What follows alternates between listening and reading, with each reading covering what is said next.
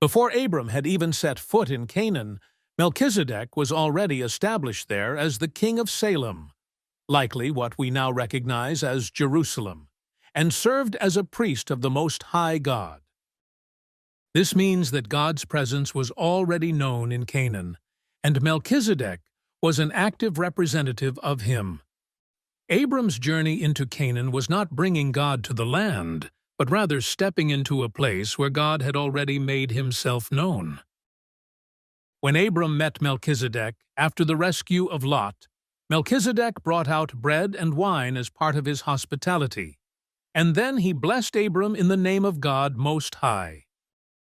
This moment is significant because it shows that Melchizedek, though not directly involved in Abram's journey, recognized the same God and understood Abram's divine mission.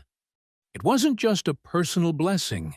It was a spiritual confirmation that Abram was walking in alignment with God's plan.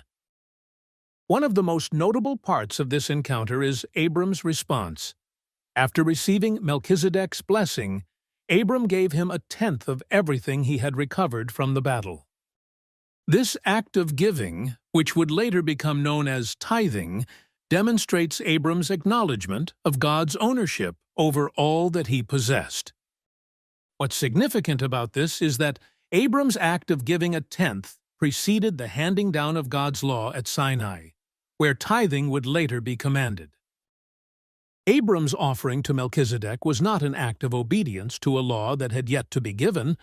Rather, it was an act of worship, a voluntary expression of gratitude and reverence for God. This shows that giving at its core is a form of worship, a way of recognizing God's provision and sovereignty.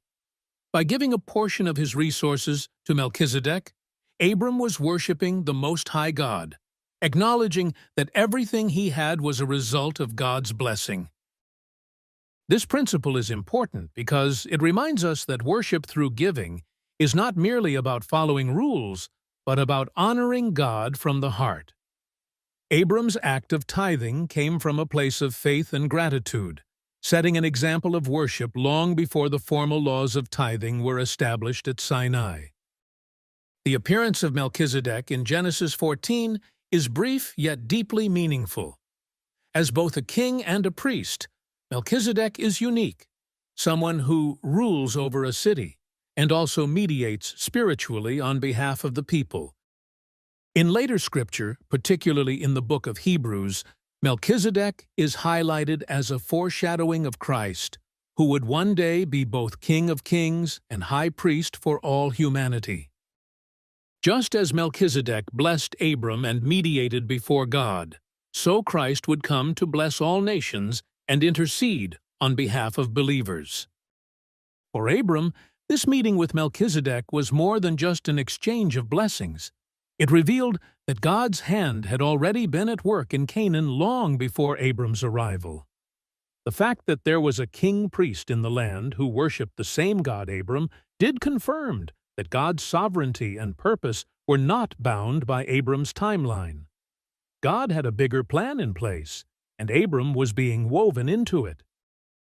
Immediately after his encounter with Melchizedek, Abram faced a very different offer from the king of Sodom.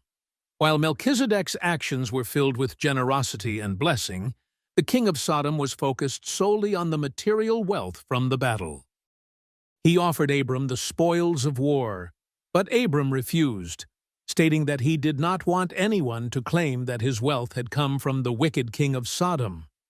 Abram had made a vow to rely on God alone for his blessings, and this contrast between the two kings shows Abram's deep trust in God's provision. Applications.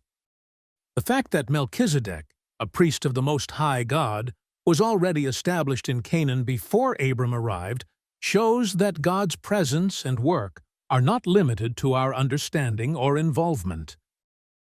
This application encourages us to recognize that God is active in places and circumstances we may not expect. It reminds us to approach new situations with an awareness that God may already be working and to seek His presence in the people and places we encounter. Abram's act of giving a tenth of his recovered goods to Melchizedek is significant because it predates the formal law of tithing. This demonstrates that worship through giving is not just about adhering to a command, but comes from a heart of gratitude and recognition of God's sovereignty. This application teaches us that true giving is an expression of worship and faith, acknowledging that everything we have comes from God. It challenges us to examine our giving practices and ensure they stem from genuine worship rather than obligation. Abram's encounter with Melchizedek and the subsequent offer from the king of Sodom presents a powerful lesson in choosing spiritual integrity over material wealth. While Melchizedek's blessing reaffirmed God's purpose and sovereignty, the king of Sodom's offer symbolized worldly temptation. Abram's decision to refuse the spoils of war and rely solely on God's provision highlights the importance of trusting God over pursuing material gain. This application urges us to prioritize spiritual values over immediate or superficial gains, trusting that God's blessings will come in His way and time. Abram's response to Melchizedek's blessing by giving a tithe demonstrates that true acts of worship and obedience come from faith. Abram's offering was a voluntary act that recognized God's provision and affirmed his trust in God's plan. This application encourages us to act in faith, showing that worship is not only about following rituals, but about expressing trust and gratitude to God from the heart. It teaches us that faith should drive our worship and that our actions should reflect a deep reliance on God. The brief appearance of Melchizedek as both king and priest is significant in understanding Christ's ultimate role. Melchizedek's dual function points forward to Jesus, who is both the King of Kings and the High Priest who intercedes for humanity. This application emphasizes that God's plans are comprehensive and extend beyond immediate circumstances. It reminds us to see the bigger picture of God's redemptive work through Christ, who mediates and blesses believers. Understanding this helps us appreciate that God's story of salvation is woven throughout Scripture and is fulfilled in Jesus.